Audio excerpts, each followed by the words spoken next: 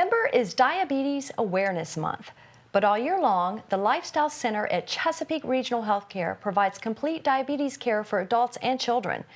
Here to tell us more about their services is Bariatric Dietitian Kirby Moir. Welcome to the show. Thank you for having me. Now, what are the symptoms of diabetes? Well, first of all, there are a couple different types of diabetes, but actually the symptoms are kind of continuous.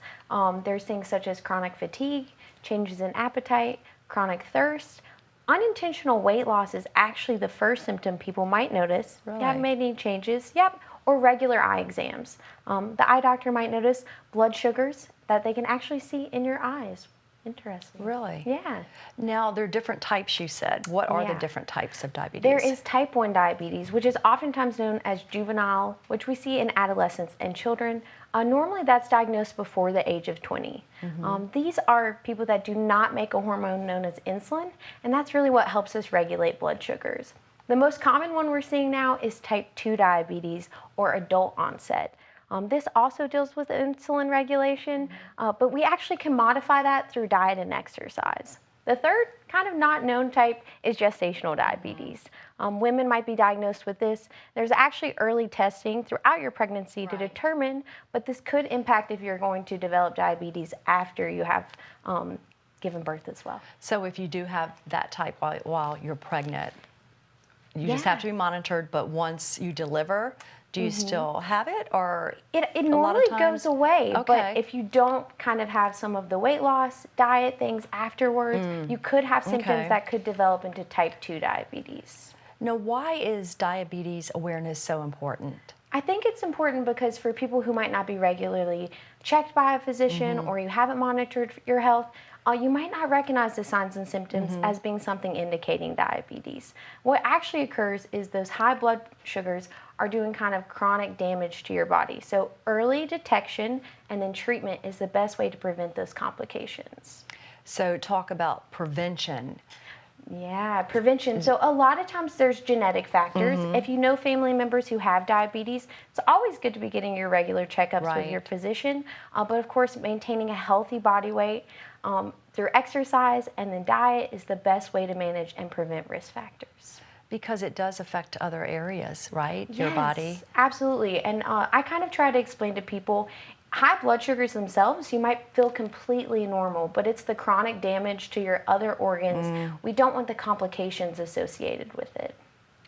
Now, how can you avoid those complications? And this is where some people don't like my answers. Again, diet and exercise. And actually, if you ask most physicians, we kind of notice there's medications associated with diabetes, but treatment through, again, controlling the diet and exercise to help reduce body weight is normally the first road they try. Later on, medications can be added to assist with that, but that's actually the first recommendation.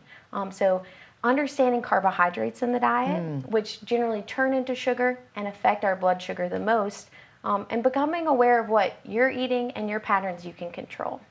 And I think a lot of people don't realize that, including myself, before I was educated on it, like that carbs can be in things that you wouldn't think they would be in, like even certain fruits and things like that. And actually carbohydrates are the basis of most people's diet. And there are healthy carbs. There's also refined carbohydrates. And one thing about carbs, they're convenient, right? They're normally quick things we can eat on the go. And it doesn't mean you have to eliminate them from your diet, but you want to find ways, how many should I be eating, and consistently throughout the day as well. So getting help from a physician, a dietitian, of course, or attending classes can really help people better understanding how can I manage this to prevent the complications, again, lifelong. And it sounds like it is about educating yourself about what you should eat, what you should not eat, or limit at least. Absolutely, because fad diets, temporary diets that might result in a couple of pounds lost are not going to really help you long-term manage it. And it can be confusing. You get a lot of information from different places. So having a strong health foundation to help you navigate yourself individually, again, helps you kind of feel just that little bit of confidence. Absolutely. And I think that as a society, you know, there's food choices out there, a lot of different ones. And of course, there's the fast food, which is more of a convenience thing. Absolutely. But there probably has been a rise in diabetes, right, I would imagine. And I think it's becoming, we know so many people that have it, that taking a medication can just seem like that's the best treatment. Right. But as a dietitian, I think we try to advocate that, again, it doesn't have to be expensive. It doesn't mean you have to be on a diet forever, but it's raising your awareness, understanding how your body uses carbohydrates. It doesn't mean you can't ever have bread or rice again, but it's finding that kind of happy medium in between. And just changing your lifestyle. Yeah, basically. Absolutely. Now, if you have diabetes, what are the treatments? The treatments. Okay, so we have already discussed a few. Of course, again, dietitian, I'm always going to say reforming those dietary habits, starting with light physical activity, building up hopefully to 30 minutes per day. Again, walking, riding a bike, walking your dog a couple times, just getting up and down, trying not to sit as often. Take the stairs if you can. Take the stairs, right? And a little bit goes a long way. I think sometimes we feel like 5 minutes isn't enough, but if you're consistent and building that new routine, again, that's what translates to lifestyle changes. And then the diet, I think getting the proper education, attending diabetes education classes, finding those in your local community is a great first step. And then regularly following up with your physician.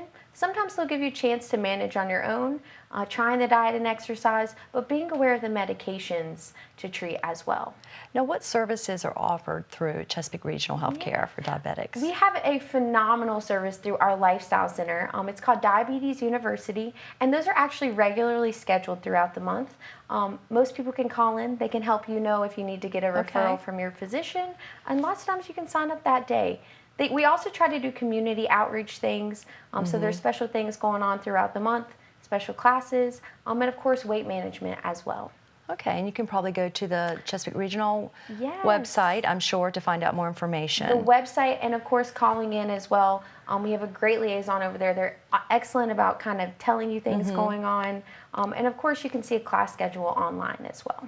So people, they'll feel better too, right, when you make those changes. Right, and I think having those good people that are going to help support to where you kind of feel like you have somebody that's checking in and giving you the right direction to go with your health.